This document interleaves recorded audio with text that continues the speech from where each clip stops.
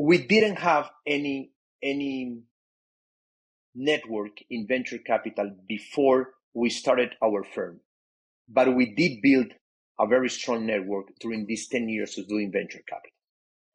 So I will tell you how we started the network. So we got to get into a deal in the US. We invested in a company together with Foundation Capital, Rabbit Capital, great funds. Phenomenal. Through a good friend of mine in Mexico. He got an allocation for that specific deal.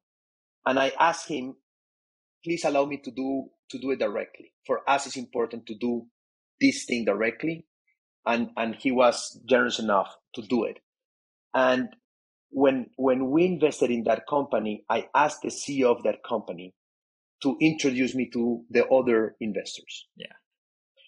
And I started asking for introductions. And I was coming to San Francisco like 6-7 times per year and spending a couple of weeks there, meeting people, talking to people with funds, and then with companies as well.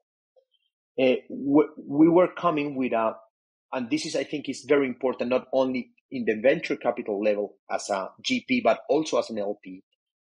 We were coming always with a added value proposition. We were not just putting money, and we were representing, and we were creating opportunities for these companies to do business in Latin America. And if you are solving a relevant problem in the world, in one part of your journey, you think of doing globally. And Latin America is an interesting part of the world, closer to the United States, same time zone, and having somebody there to help you navigate a difficult business environment, and with the backing of these big and important corporations, that was our pitch for getting first meetings and then the possibility to invest in those companies. But I remember when I was living in China, they have a very great culture or behavior. Every time they go to a meeting, they go with a present. And this is very strange in the States. But for the first 5, 6, 7 years, every time that I was going to the United States, I took one of my luggage and I packed a lot of the best quality Colombian coffee I can get. And every time that I was going for a meeting with a GP, I was coming with a bag of the best coffee in the world as a present.